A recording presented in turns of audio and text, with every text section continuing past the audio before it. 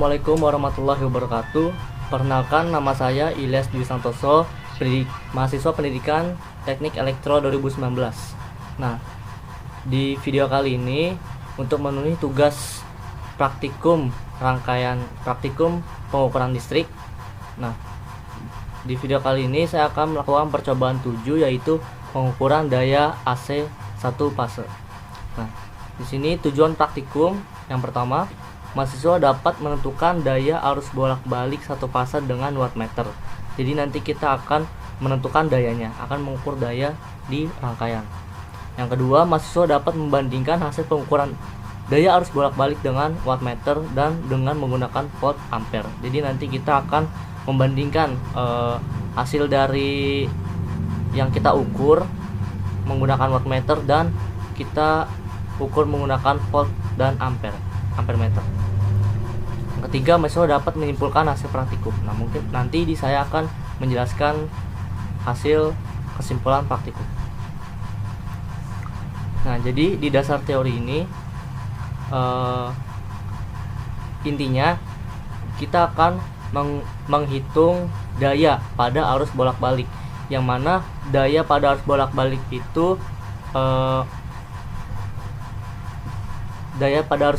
itu menggunakan rumus P sama dengan V atau volt dikali I, yaitu ampere, dikali cos P. Nah, cos P itu adalah faktor daya. Jadi nanti di sini kita akan menentukan faktor daya di rangkaian arus bolak-balik seperti itu. Nah, ini adalah rangkaiannya, yaitu rangkaian ini adalah V sumbernya, ini adalah volt, ini adalah voltmeter, ini adalah ampere meter, nah ini adalah wattmeter. Nah, di sini adalah resistor variabel. Kita akan mengubah resistor tersebut. Nah, di sini ada wattmeter, yang mana wattmeter itu disusun yang pertama seri dulu seperti ampere meter, yang kedua dia paralel seperti voltmeter. Seperti itu. Nah, di sini langkah kerjanya. Jadi nanti untuk melihat wattmeter, langkah kerjanya untuk melihat wattmeter, kita nyalakan posisi 1. Nah, posisi 1 di on kan, posisi 2 di off kan. Nah, itu kita akan kebaca wattmeter. Kedua, untuk membaca ampere meter dan voltmeter, yang satunya dimatikan, yang duanya di on kan. Seperti itu. Oke, langsung saja ke praktikumnya. Di sini saya menggunakan Proteus. Di sini saya sudah membuat rangkaiannya.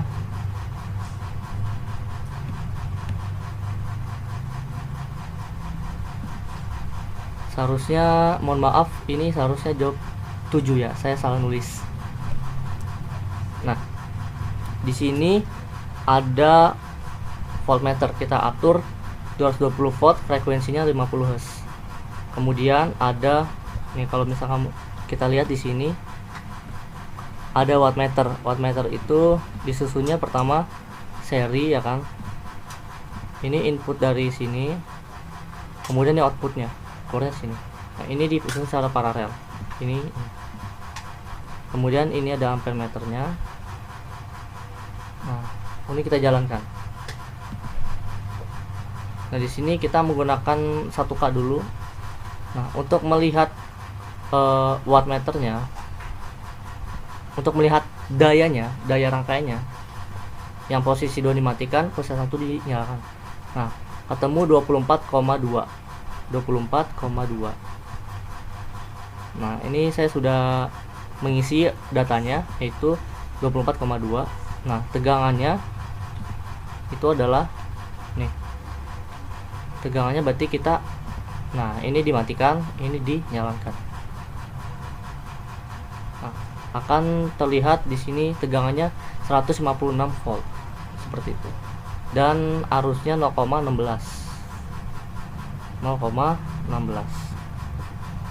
Nah, kemudian untuk menghitung cos P nya dari rumus, nah ini kan rumusnya P sama dengan V kali I cos P. Nah, untuk mencari cos P berarti P dibagi V dikali I. P 224,2 dibagi 156 dikali 0,16, hasilnya 0,97. Host P-nya 0,97, berarti dia masih di bawah 1, ya kan? Nah, di sini kita hitung. Nah, persentase kesalahan itu dari selisih yang diukur, daya yang diukur dan daya yang dihitung. Selisih berarti 24,2 dikurang 24,21 dibagi daya yang dibagi daya yang dihitung ya. Nah, maka ketemu 0,04%. Jangan lupa dikali 100%. Nah, maka ketemu 0,04%. Sama selisih yang dihitung dikurang selisih yang dihitung atau yang diukur dibagi yang dihitung dikali 100%, hasilnya 0,37%, dan seterusnya seperti itu. Nah, kita coba yang 300 ohm. Ini kita matikan dulu. Kita coba 300. Nah, maka kebaca ampernya 0,52, tegangannya 156. Ampernya 0,52, tegangannya 156. Wattnya yaitu, nah ini kita matikan, kita nyalakan, kita tunggu sampai dia full 80,6. Maka di sini dia 80,6. Oke, selanjutnya kita ubah tahanannya yang 400 ohm. Kita ubah 400 ohm di sini. Double klik.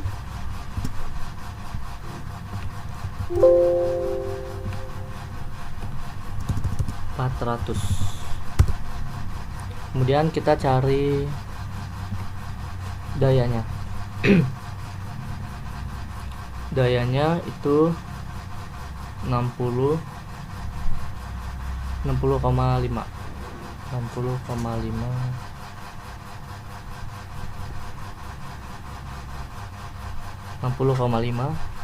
Terus kita cari ininya, tegangan sama arusnya. Berarti yang posisi 2 nya kita off kan, posisi 1 nya kita nyalakan. Nah, ketahuan di sini arusnya 0,39, tegangannya 156. 0,39, tegangannya 156. Lanjut yang ke 200. Ini kita ubah dulu 200.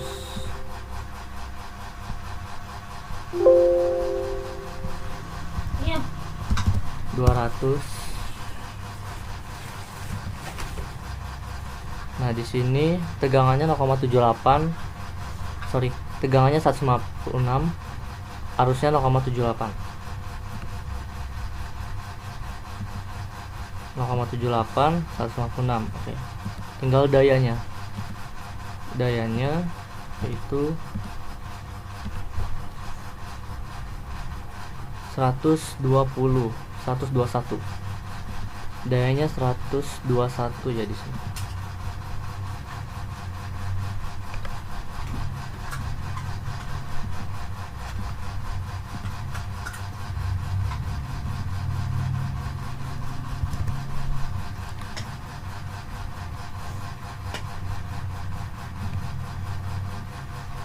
Kemudian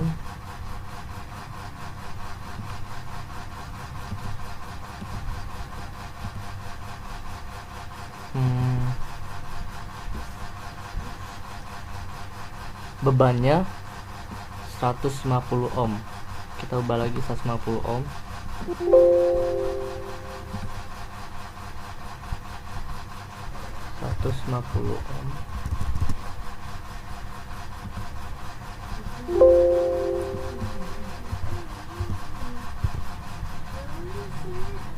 Maka tegangannya itu dia sama 156, arusnya 1,04. Nah berarti yang tadi yang beda ini ya, yang 200 ohm. Nah kalau coba kita coba lagi.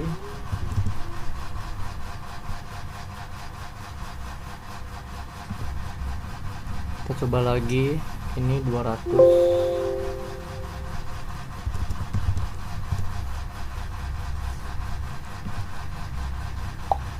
Sini dayanya adalah 121. Oke, kita hitung. Berarti saya akan hitung ulang dari Kospi-nya. Berarti 121 dibagi 156 dikali 0,78, 0,99 berarti ininya. Terus Kospi hitungnya berarti 156 dikali 0,78 dikali 0,99, 120,4.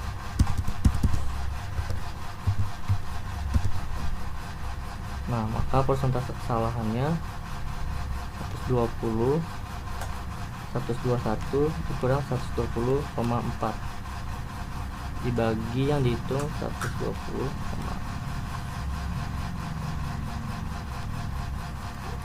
dikali 100.